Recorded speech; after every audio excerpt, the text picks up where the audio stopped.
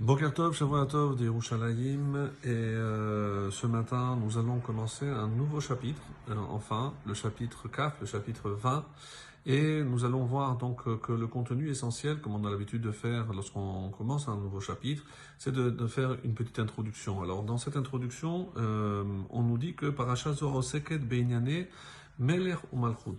Donc de quoi va-t-il être question? C'est du roi. Donc le roi et la royauté également. Et ensuite on nous dit Melech Basar Vadam ou Melech Malcha Melachim. Non seulement un roi en chair et en os, donc un roi d'Israël, ce qu'on attend d'un roi d'Israël, mais aussi du roi des rois, évidemment, Akadosh Baruch Hu, le Saint béni soit-il.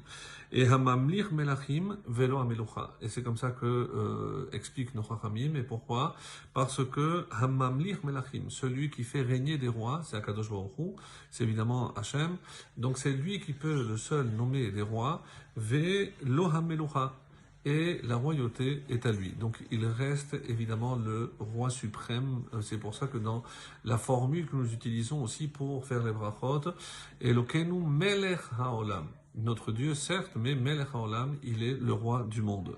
Et ensuite, donc, tout au long de ce chapitre, nous allons voir également aussi quel est le rôle essentiel d'un roi. Qu'est-ce qu'on attend d'un roi en Israël?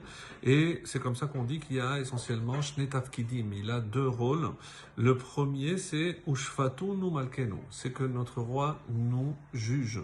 Donc le roi d'Israël est avant toute chose un juge.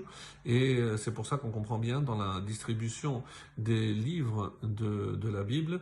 Donc nous avons d'abord Shofetim, des juges, et ensuite Melachim, puisque les rois viennent jouer aussi le rôle que nous avions avant par rapport aux juges. Donc le roi reste un juge. Et le deuxième rôle, c'est le chef d'armée, comme c'est marqué, Veyatza lefanenu, il sortira devant nous, Venilcham et milchamotenu, et c'est lui qui va livrer nos guerres, nos batailles. Donc deux rôles essentiels pour le roi d'Israël, celui d'être un juge, et ensuite d'être le chef militaire, un chef militaire pour diriger toutes les campagnes militaires. Voilà, donc après cette petite introduction, nous allons commencer directement avec le premier verset de ce chapitre 20. Letz hayayin home shechar. Le vin, letz est moqueur.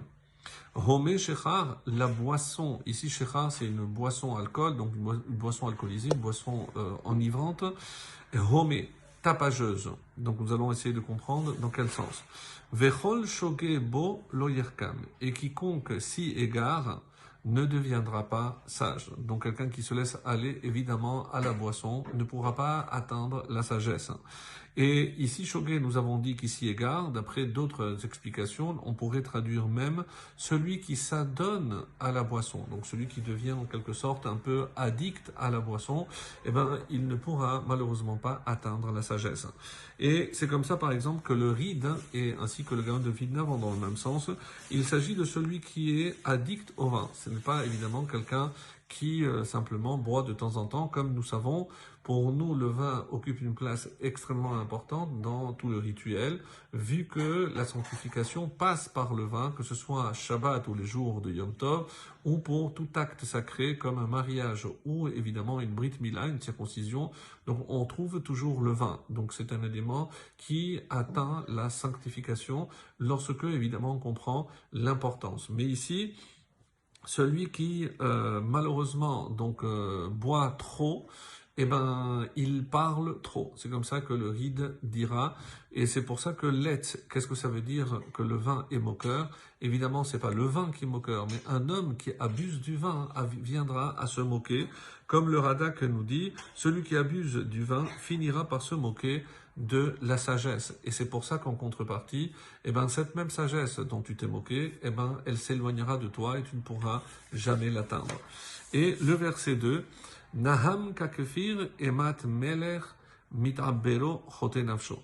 Naham kakefir, que l'on peut traduire comme suit. Donc, le courroux du roi est comme un rugissement kefir du lion.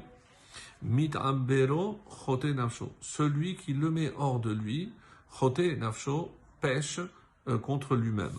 Alors, Rashi, par exemple, dira qu'est-ce que c'est mit'abero, c'est du mot aevra, qui veut dire la colère, le courroux.